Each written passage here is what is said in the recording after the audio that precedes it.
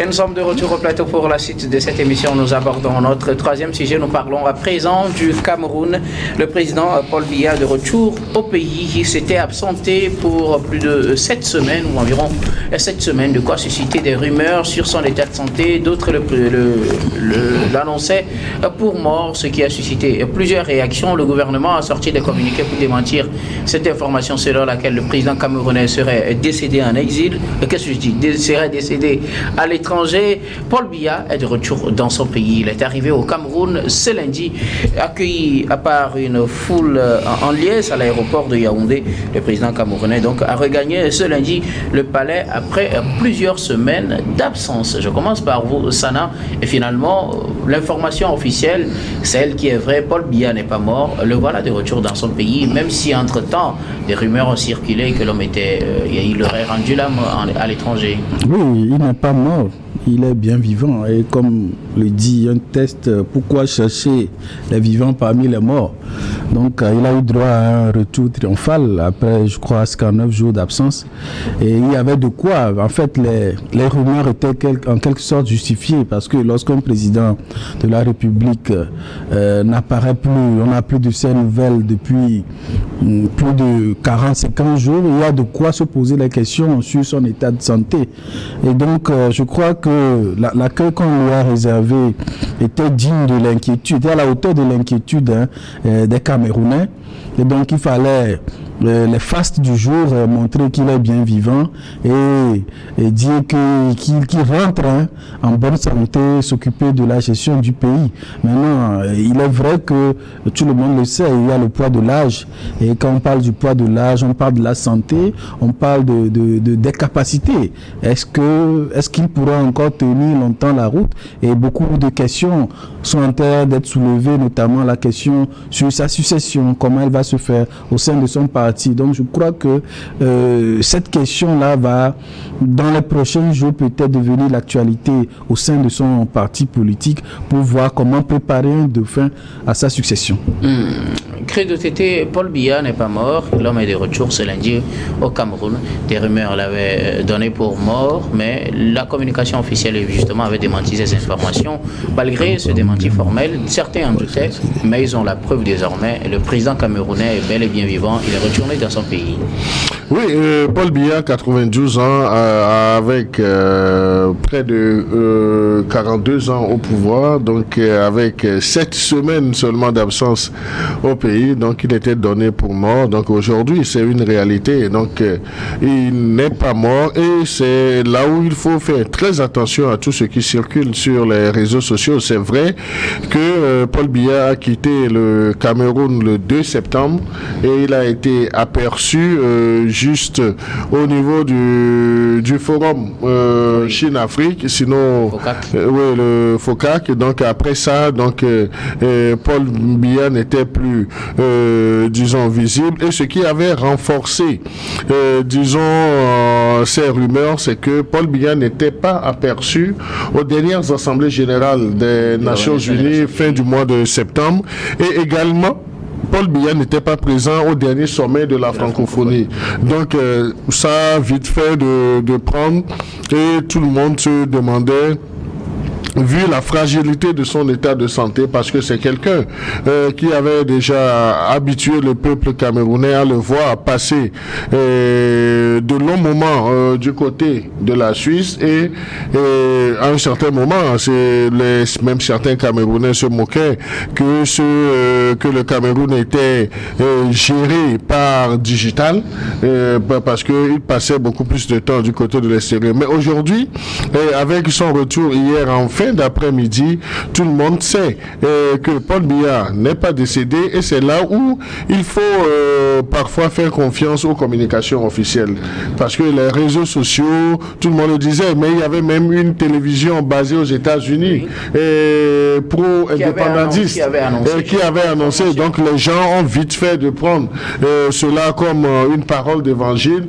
malgré le démenti des voix autorisées au niveau du Cameroun. Donc on a a pensé que c'était du bluff. Il est arrivé, donc c'est une bonne nouvelle, qu'il puisse reprendre les rênes de direction du pays, et l'essentiel c'est de mettre les Camerounais à l'aise au quotidien. Louis Kamako, Paul Biya est de retour dans son pays. Il a été accueilli par une foule en liesse. Oui, c'est une bonne nouvelle par rapport à ce qu'on a eu à écouter, parce que c'est pas la première fois que Paul Biya est déclaré mort sur les réseaux sociaux. Et quand vous voyez, nous sommes en Afrique, je suis tenté de vous dire encore de beaux jours devant nous. Parce que nous le disons. Donc quand on dit que vous êtes mort et que vous n'êtes pas mort, vous vivez longtemps. Je vois la rose boîte. Donc je pense que Paul Biya, il va encore vivre pendant longtemps, parce que c'est pas la première fois, je me rappelle, ça fait il y a de la plusieurs années, ouais. Il a été pratiquement 20 ans. Quand il est sorti, il disait que ceux qui veulent attendre Maro doivent encore attendre pendant 20 ans. Et donc à l'époque 2020, les gens disaient qu'il est temps pour lui justement de quitter cette terre. Mais heureusement, il n'a pas quitté en 2020, il est là en 2024. Et aujourd'hui encore, on vient de le déclarer mort. Ressuscité. Il se ressuscite à tout moment, il se régénère en fait. Donc c'est pour ça que je dis qu'il a encore devant lui. Mais je crois que ce sujet-là devait nous amener à ressentir le débat sur la santé en fait de ceux qui nous gouvernent. Parce que après tout, Paul Biya, il est Paul Biya, mais après tout c'est une institution, parce qu'il est le président de la République du Cameroun, donc du coup il représente une institution de la nation. Et donc quand vous êtes une institution, il y a de la transparence autour de tout ce que vous faites. Et donc c'est pour ça et que normalement je crois que tous les chefs d'État ou bien toutes les personnalités ont leurs médecins spécialisés. À un moment donné, c'est vrai qu'on ne peut pas venir exposer à la place publique, ou bien on ne peut pas exposer à la face du monde leur bulletin de santé. Mais à un moment donné, rassurer les uns les autres, c'est-à-dire que quand vous voyez quelqu'un comme Paul Biya, quelqu'un l'a dit qui n'est jamais au Cameroun, qui est souvent, qui vit en Suisse, qui vit à Genève, qui gouverne le pays par procuration, ces genres de rumeurs-là pour justement couper court, pour justement courir le bec, pour ne pas donner du crédit à ces genres de rumeurs, je pense que son médecin spécial doit de temps en temps communiquer sur son état de santé. Ça, c'est le premier point. Ce sujet-là aussi rejoint le débat sur les évacuations sanitaires de nos autorités, parce que la plupart d'entre elles ne se soignent pas dans leur propre pays. Elles préfèrent aller se soigner ailleurs en Europe, et pourtant ce sont les hôpitaux que eux-mêmes ils ont conçus, c'est eux qui ont engagé les médecins. Et donc si elles-mêmes, les personnalités, si elles-mêmes ne bénéficient pas des soins des agents de chez eux, je pense que tout cela laisse à désirer. Donc je crois que c'est pour ça je dis que à un moment donné on doit de temps en temps communiquer sur la santé, sur l'état de santé de ceux qui nous gouvernent. Ça va justement nous amener à faire économie de ce genre de fake news. Et c'est pour ça d'ailleurs je rejoins Credo qui disait que la présidence a bien fait de communiquer là-dessus. La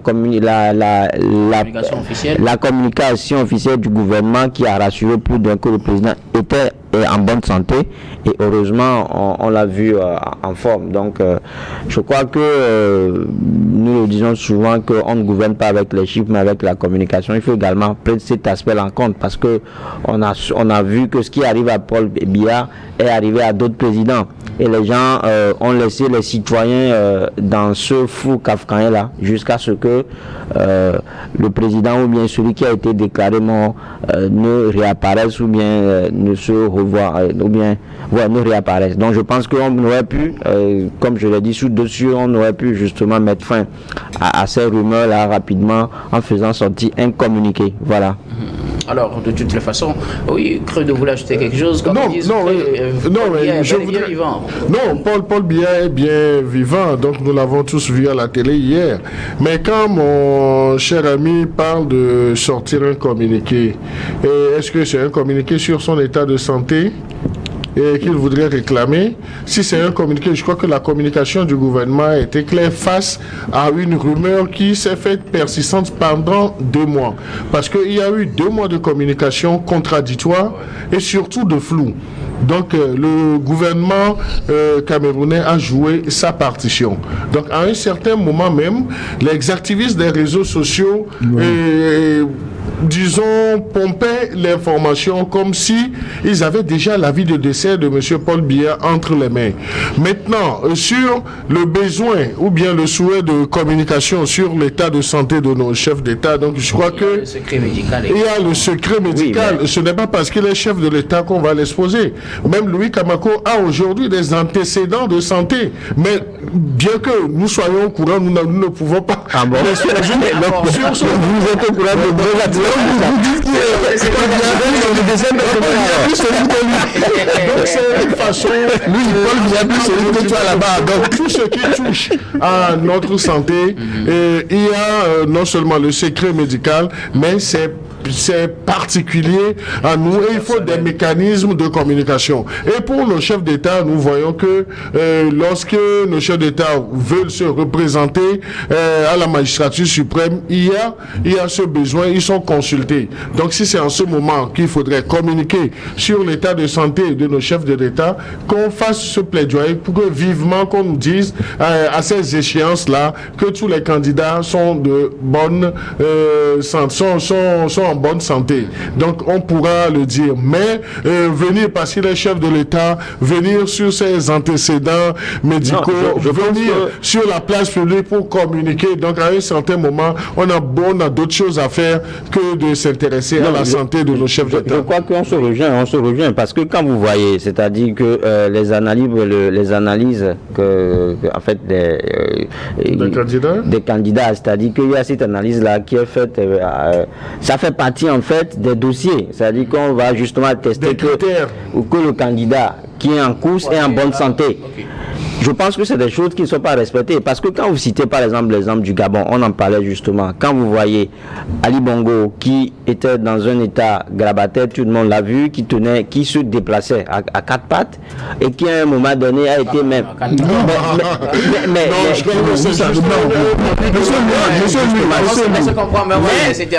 Dont la candidature a été validée et qui a été certifiée par un médecin qui disait de la crédibilité en fait de Justement, quand vous prenez justement le cas d'Ali Bongo par exemple, qui malgré cet état-là a été accepté juste parce que son médecin a attesté qu'il est en bonne santé, alors que c'est quelque chose qui sautait aux yeux. Donc c'est pour ça, je dis que... Alors pour vous, qu'est-ce qu'il faut faire dans ces gens? Ce qu'il faut faire, il faut rendre les bulletins d'analyse, ou bien il faut rendre les carnets de santé disponibles. Il faut qu'on les bulletins, les carnets de santé dispo, parce que après tout, je disais tout à l'heure que le président juste avec dispo à qui vous santé, tu n'as pas été d'accord. Et que le vrai bilan soit justement pris en compte. C'est-à-dire que le vrai bilan sur l'état de santé. Oui, voilà, qu'il n'y a pas de faute, que le vrai bilan figure dans le carnet de santé. Et si le président n'est pas à même de faire ces 5 ans, que son médecin spécialiste ait le courage de le dire, et pour que la Cour continue, l'institution qui a compétence justement de disqualifier sa candidature le fasse. Voilà. Sada? Non, moi je voulais juste rajouter 2 choses. La première, c'est de dire que ce n'est pas parce qu'une personne souffre des séquelles d'une maladie sur le plan physique qu'elle n'a pas les facultés pour diriger. Oui, les facultés mentales. Les facultés mentales, là, il faut qu'on sache qu'on a vu Ali Bongo dans des meetings bien parler, raisonner. Oui, sérieux. C'est vrai qu'il était limité dans sa condition physique, mais il parlait. Vous m'excusez. Maintenant, le deuxième point, ce que moi je voulais rajouter, c'est que il a dit quelque chose avec lequel je n'étais pas d'accord. On ne gouverne pas avec la communication. La politique, c'est de l'action. On gouverne avec l'action. Parce que parfois, la communication, c'est de l'enfumage. Et de rajouter qu'on n'a pas besoin qu'on expose les carnets de santé d'un président de la République. Il suffit qu'un médecin dise qu'il a les capacités, c'est comme ça. C'est la décision finale qui importe. On ne montre pas les analyses, non. Le médecin certifie que nous n'avons pas l'occasion de vérifier. C'est tout. Mais est-ce que la loi te le permet? La liberté, c'est la loi qui définit. Si la loi dit que cette attestation-là doit être adressée à la Cour constitutionnelle, mais si la Cour constitutionnelle fait son travail, merci beaucoup. Ce n'est pas tout qu'on peut mettre sur la place publique. Merci Merci beaucoup, effectivement. Et puisque dans la communication officielle du Cameroun, on a estimé que le président étant une institution, la première institution du pays, parlait de son état. De toute façon, on a vu Paul Biya vigoureux. On a vu Paul Biya vigoureux. Clément nous a dit qu'il est en bonne santé plus que lui ici. Merci en tout cas pour vos contributions. Nous allons marquer une nouvelle pause, puis on reviendra tout à l'heure pour la dernière partie de cette émission. Dernière partie que nous allons bien évidemment consacrer au Togo.